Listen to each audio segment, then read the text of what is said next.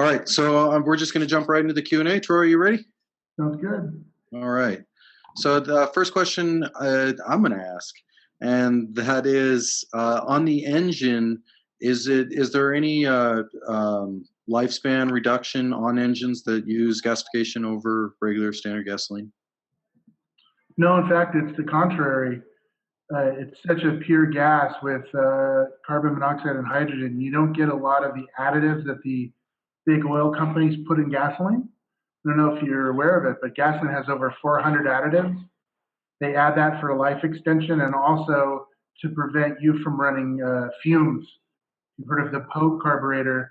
In the old days with pure gasoline, you were able to atomize it and you could get 50 miles to the gallons or more. Some people are doing it in their garage now, but they add additives now that prevent you from doing that, that also cause wear and tear on your engine. So to answer your question is, if you're making good quality gas and you're not putting tar, with the charcoal gasifier, you're not worried about any of that. There is no extra wear and tear on the engine. All right, awesome. Next question is from Mark. Mark asks, do you think good usable wood could be collected from wood drying kiln? Yeah, I mean, the only wood that I think wouldn't work would be wood that's already starting to putrefy. Maybe you have some wood, you pick it up and it kind of crumbles. That's because it does no longer has the lignin and the cellulosic connection. So, if you're, even if it's older wood and it's dry and it's not putrefied, would still work. Okay, and would you say that hardwoods are better in general? I'm glad you asked. I mean, this presentation really could have been 3 hours. Hardwoods are more energy dense because it's denser. Bamboo, it's like balsa wood. It's very light. You're going to burn through more of it quickly. There is no better. There's just degrees of density. So something like Osage orange or ironwood is going to have a much more energy density per volume than you would like a bamboo or like a poplar or a spruce. Okay, yeah, that makes sense. The next question is from Josh, and it's similar to a question I had. Is there a type of generator that works better than others to adapt for gasification, diesel versus gas, and what effect does gasification have on the maintenance of the equipment? Yeah. As I touched on earlier, if you're going to buy a generator or an engine now, like you don't own it already, look for a natural gas engine that's already designed to run with gaseous fuel rather than liquid fuel. So there have been people that have done a diesel spark-fired conversion, because diesels work off compression and glow plugs. But you can put a spark plug in a diesel engine, and then but man, it's a pain in the butt, and not many people have done it. So I would suggest a natural gas engine. If you can't find it, then gasoline's the only other way to go. And what exactly needs to be converted to go from regular gasoline? Let's say we're driving a car or whatever. Yeah. Really, there's no conversion. The way it works, and again, I mean, what did I go, an hour and a half on this? Yeah. This probably should have been a part 1 and part 2, but all the changes is with your gasoline engine or generator, there's an air intake manifold, which is sucking in air from the environment, and then you have gasoline that's either carbureted with that air or atomized in a fine mist. So when you're running gasification, you're piping all of your gas through that air intake.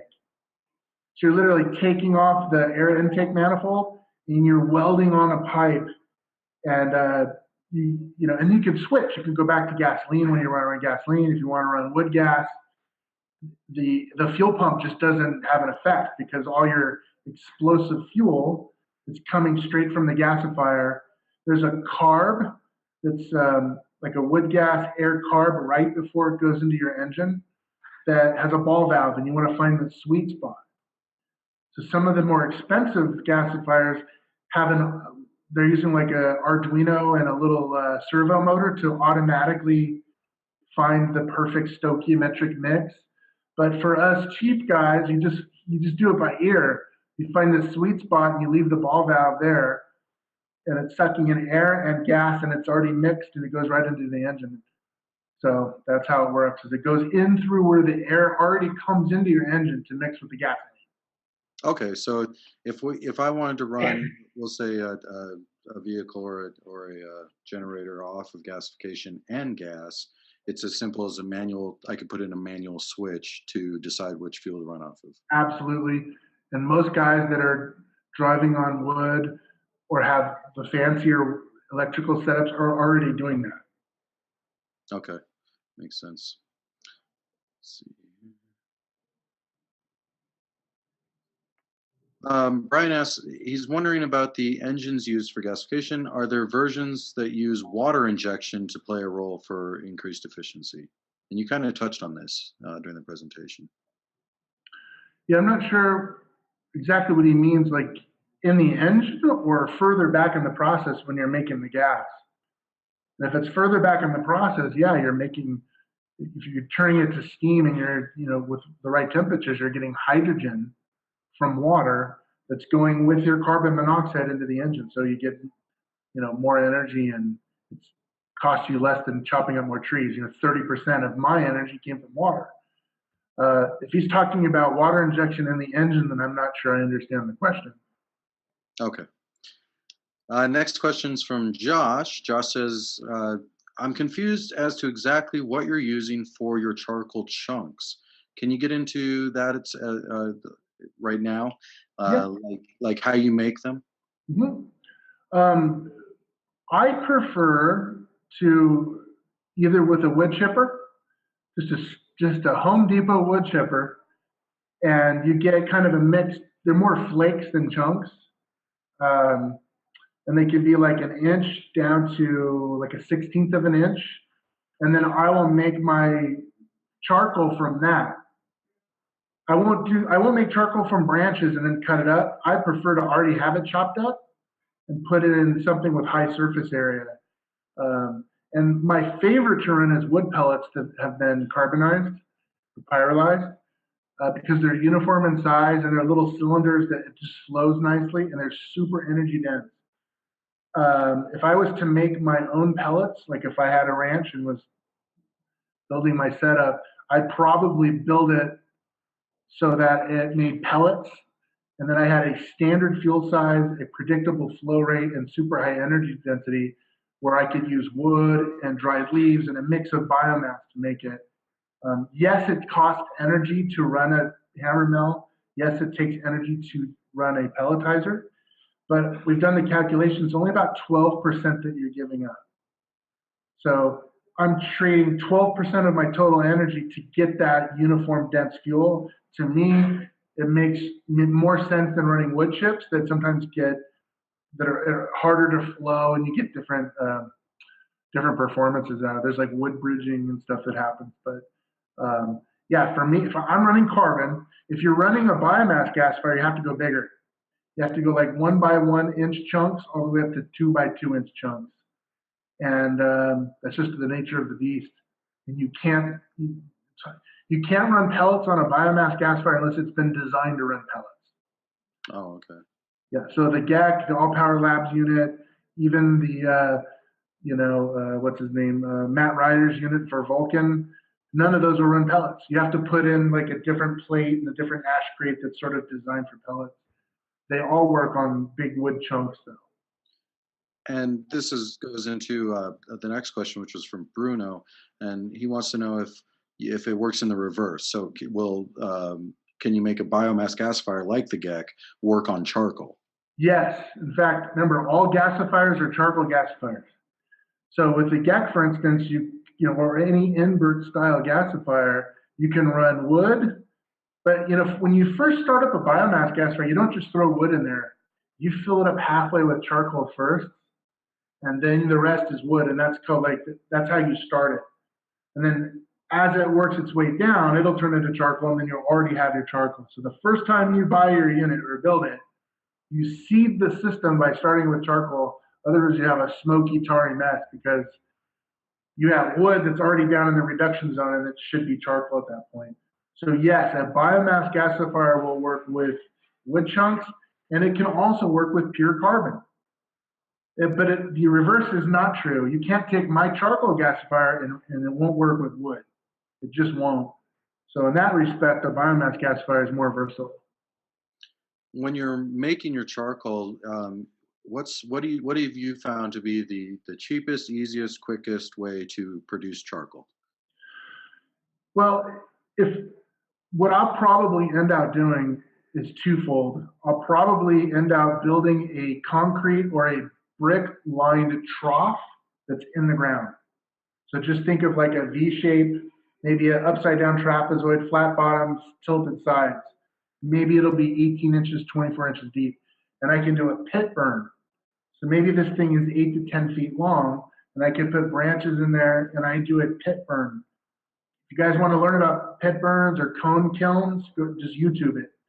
And you can make, you're burning it, so you're wasting heat. But what I'd plan to do is I would have like almost like a barbecue rack above the pit where I'd put my green wood on top. So the heat that's coming off of my charcoal making is also evaporating the water off the green wood. So that's what I would do. I haven't done it yet. That's what I would do, in the future.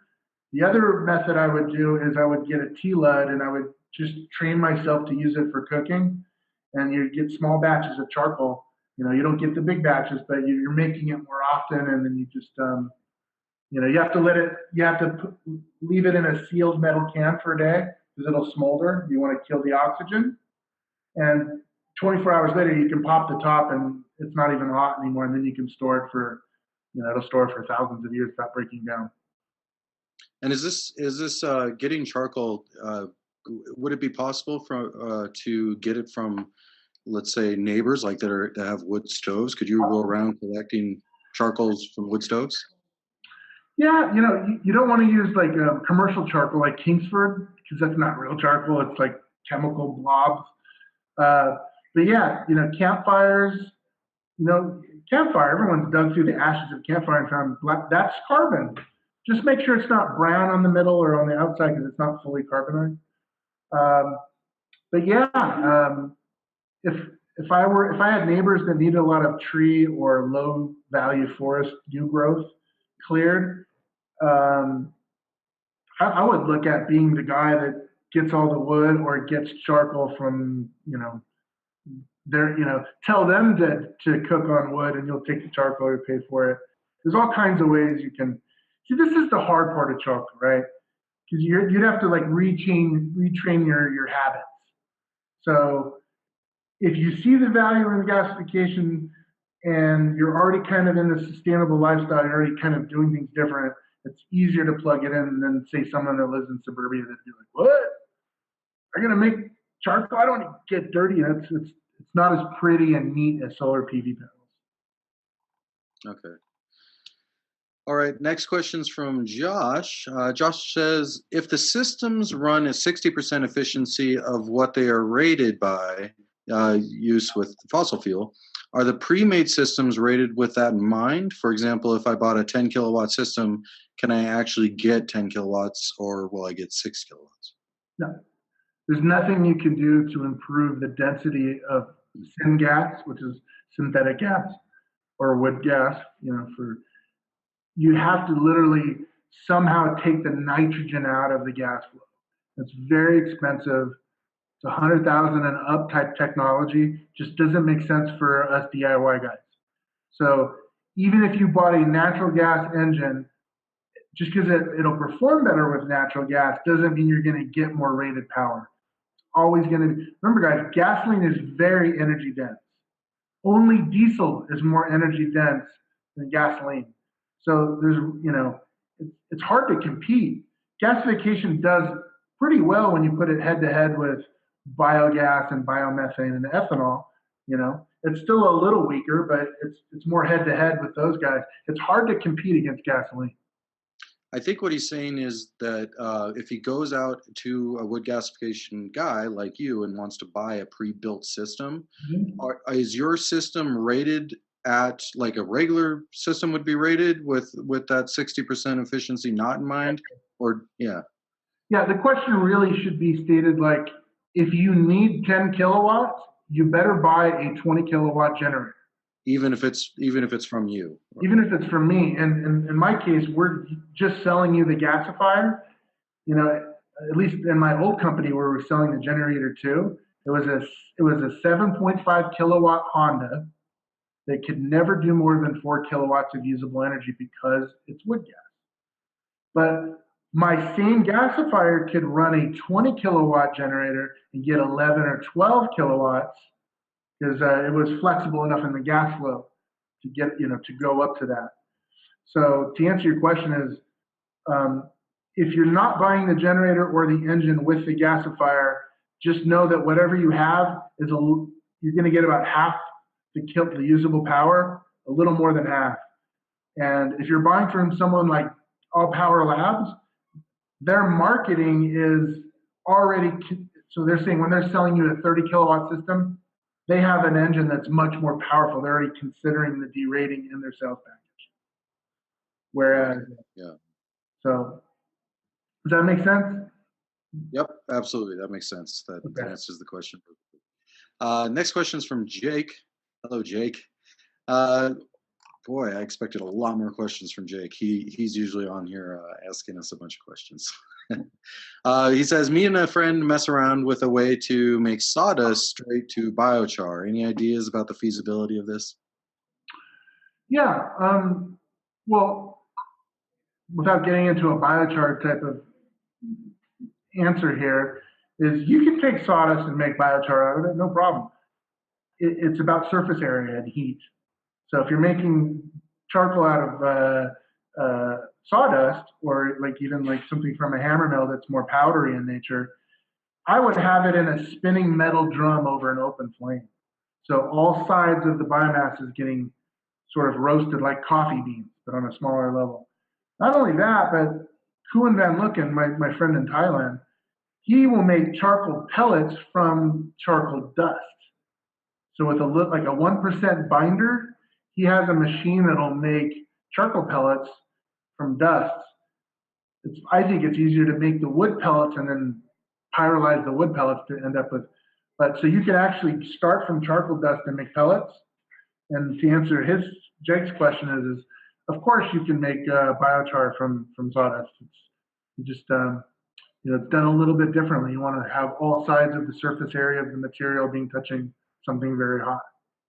That's pretty cool, being able to make the pellets out of the dust, because I got, what I use my dust for is the garden and the outhouse. So it's one more use finally that because I feel bad if I have to waste any of it. Next question is from Brian. Brian says, for natural gas generators in a power outage situation, just for this example, a 6 kilowatt generator, how often would you have to feed a gasification hopper in your latest designs? Is this something where the hopper could be filled and ran overnight? With a big enough hopper, yes. Again, I probably should have put a couple more slides in here, but the gallon of gas equivalent to charcoal is 1 gallon of gas. So just imagine a milk jug of gasoline is equivalent to a 5-gallon bucket of dense charcoal. So you got a bucket of charcoal that's less than 3/4 of an inch down to 1/16 of an inch. So there's enough air where it can move, but it's still pretty dense in there. Is equivalent in energy as 1 gallon of gasoline. So to answer the question, what is your load? Can I run it all night? It's an ambiguous question. What's your load? Are you, are you running a welder for 24 hours? That better be one big ass hopper, right? If you're just running a propane fridge and you just need something like a Bunsen burner, like a little flame, yeah, you could run that all night on a 5-gallon metal bucket. So really the question is what's the load? And the load usually from the engine is the air displacement. 5.2 liter engine, that's a lot of gas. It's burning quick. So it's hard to answer that with that. If you gave me something more specific, I could answer it. Like, what is he doing all night? I would say it's average household stuff. So if it's running, let's say, the heating system, the heaters. Yeah. Honestly, guys, as much of a gasifier fanatic as I am, I wouldn't run a gasifier all night. I would, I would run it to charge batteries that would power my house all night. If it's to heat your house, um, you could store heat in a large body of water, like a 200-gallon drum, and do hydronic heating. Because gasifier is either on or off with a slight cool down period. And so if you're using it for heat, I would do it differently. And for electricity, I would run it off of batteries. Yeah. Okay. Yep. It just doesn't make sense to it be your primary source because it is so labor intensive. Yeah, absolutely. All right, next question's from Stephen. Stephen says, how much charcoal is required on an average daily basis to meet your needs? Well, again, so it's going to differ from mine to your context. So in my situation, I'll tell you, I don't have this yet, but I'll tell you what my dream system is. That I have enough solar panels that'll get me twice the energy I need for my household electric, but would be about half the normal solar array for someone that went all solar. So I'm saving half the money on panels. And I would run gasification for charging batteries and for when I needed big power moments, like running a welder for 3 hours, or I got my friends over and I'm running the stereo and I'm assuming that I'm not on grid, that I have to use one. I would also, this just being me, is I'd also have a biogas tank. So I could sort of toggle between anaerobic digestion, which is methane, and gasification and solar. So I'd have all three, but I'm sort of geeky like that. But so there's advantages to each of those technologies, and the more you have, if I had a windmill and a micro hydro, I'd really be covering a lot of bases. But my dream system is biogas, a gasification system, and solar. With solar being the day-to-day thing, and the gasifier being charging batteries. If you have an electric vehicle, what a great use for a gasifier, right? Because you can charge that thing in 2 hours. That's not true. You would have to charge it over 8 hours depending on the chemistry of the power electronics. But man, that would take a lot of juice from solar panels just to collect in a very expensive battery bank when you can run it straight from a gasifier and charge up, so you could do your electric vehicles that way also with your. So I would have it probably 50% solar panels, 25% gasification, charcoal gasification, and the other 25% would come from biogas. That would be my setup. But if I lived in Seattle, it might be 80% gasifier and 20% solar panel, just because of where I would be living in a different environment. So yeah, and I don't know how long you've been in Mexico now, but how much are you having to use there? Are you finding that you're using a lot more there? Yeah, I'm not really. I'm more set up for demos. I'm not walking the walk yet because we don't have. We're looking for land, so we're renting right now. And to me, it's just easier to use grid electricity. Until we find our ranch, then I'm going to walk the walk. But I do have gasifiers. I do have generators, and next week I'm going to be in Veracruz teaching a workshop on it. But honestly, guys, I'm not walking the walk right now. I was when I was in Southern California, living off grid. But since we moved down here, we're renting, and we're looking for a dream farm. Yeah, that's great. When you were in Southern California, how much charcoal would you say you'd produce like a month on a monthly basis? Well, again, we were using some grid anyway. We were off. I'll say we're off grid because we were remote, but we did have grid tie. And it wasn't very much. Again, there's only a handful of people. I can give one name right now. His name is Steve Unruh, who is living off of gasification because he's in the middle of nowhere. And there's all the other wood gassers, the guys that I showed you, are not living exclusively off wood gas. They're doing solar. They're doing grid energy. They're enthusiasts, they're hobbyists. So there's only a few people that are really living off this stuff. And I'd like to be, as soon as I'm in a situation where I can set up the farm and the forestry system and all that. So that's just the honest truth. So I can't say that I went through a lot because I lived mostly off the grid. Yeah, yeah, absolutely. But it's good to know that it doesn't even you can do it off very little. You can and still get some great product out of it. Absolutely. Bruno says you talked several times about using heat byproduct for home heating. Is it burning the wood gas in some kind of furnace or some other way? No, so the waste heat will come off of, let's see, I can only speak from charcoal gasification because that's what I use. When you're making the charcoal, there's an enormous amount of heat that's coming off of, let's see, the chimney. So if I'm doing a chimney, pit burns are different because there is no chimney, it's just open air. But if I'm doing a double barrel retort, you guys can Google double barrel retort, the heat is going up and out of chimneys from the stack effect. So I want to keep all the heat I can down in the body when I'm pyrolyzing that wood.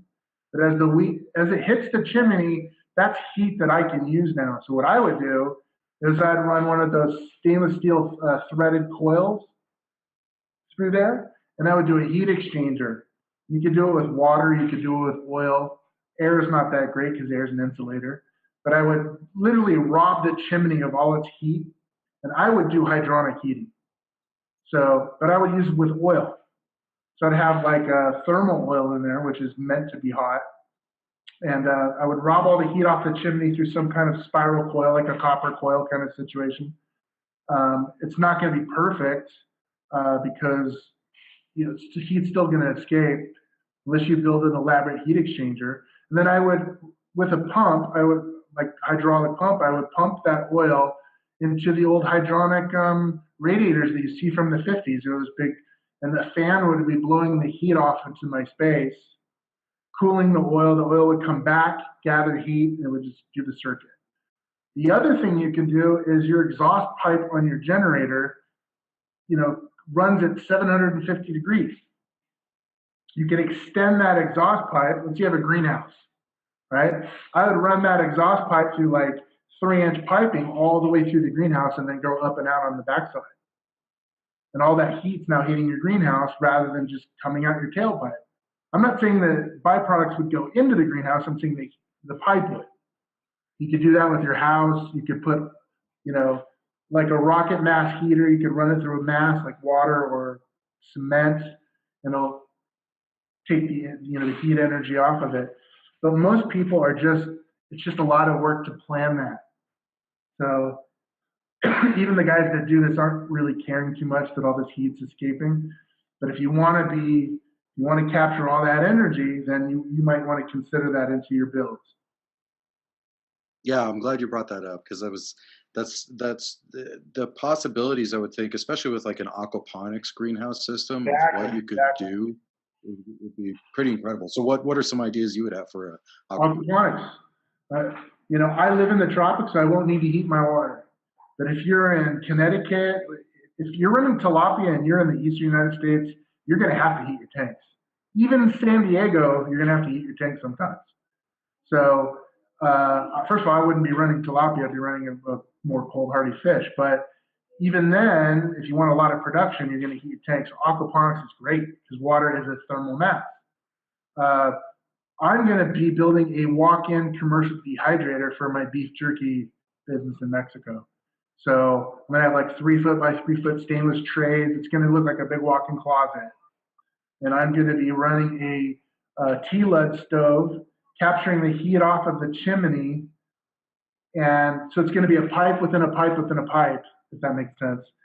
And I'm going to be running a shop vac. So the shop vac's going to be blowing air on the outer pipe that's sucking the heat off of the inner pipe, which is the true chimney. And that's going to go in and provide my airflow and my heat. And I'm going to use an Arduino and a Raspberry Pi servo motor for a little flapper valve. So if it's too hot, let's say I just put it, get really hot, it's going to favor unheated air, and it's going to find the right mix. I'm going to have heated air and unheated air coming right in, and I'm going to have a temperature sensor saying, keep this damn thing in 140 degrees. So depending on, otherwise you're going to be babysitting that thing and trying to get just the right temperature. So I'm going to automate it. So dehydrators are great. Biomass drying is great. Greenhouse heating. Let's say you've got a workshop and you're in Maine. What a fantastic use for biomass, right? And you get charcoal as a byproduct, and you can use that to run your whole house or your whole farm. So it makes a lot of sense depending on your biome and your context and where you're located, you know? So yeah, it's an amazing technology that has so many uses in permaculture and the recycling of energy and the byproducts of it. I love it. Systems. Next question is from Jake. Jake says, my engineer friend designed a similar screw-fed dump-in sawdust in hopper, and biochar ready to bag comes out of the other end. Screw-fed is brilliant. It's kind of like a trommel because the screw is kind of turning and moving the sawdust through the hot zone, and it's creating biochar. So that's a screw-fed pyrolysis is fantastic. Yeah, I think that's great technology. We got a question. We have time for one more question, and then we're going to have to leave, guys. But we're running out of time here. So the last question is from Bruno. He says, can wood gas replace propane in propane home appliances? Or RVs as well? Yeah. I mean, it's different because, you know, propane is compressed and it's in a tank, right? So it's stored compressed gas. Wood gas is on demand. So you have to go fire up the gasifier when you want it. But the gas that it's producing can be equivalent to like when you open the valve on the propane to let the gas out. They're both releasing gas. Propane's a little more energy dense, but if you design your farm or your house to treat wood gas as a propane replacement, then absolutely could use it. All right. Thank you once again for being here with us, Troy. Great information. Thanks again, guys, for filling out the poll. We got some great information for Troy and for us off of those poll results. If you haven't already, please subscribe on the YouTube channel, youtube.com/permaethos.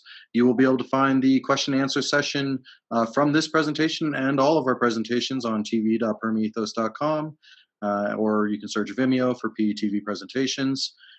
Thanks again, guys. We can't do it without you, and I hope you have a great rest of your day. Thanks, Troy. Thanks, guys. Appreciate it.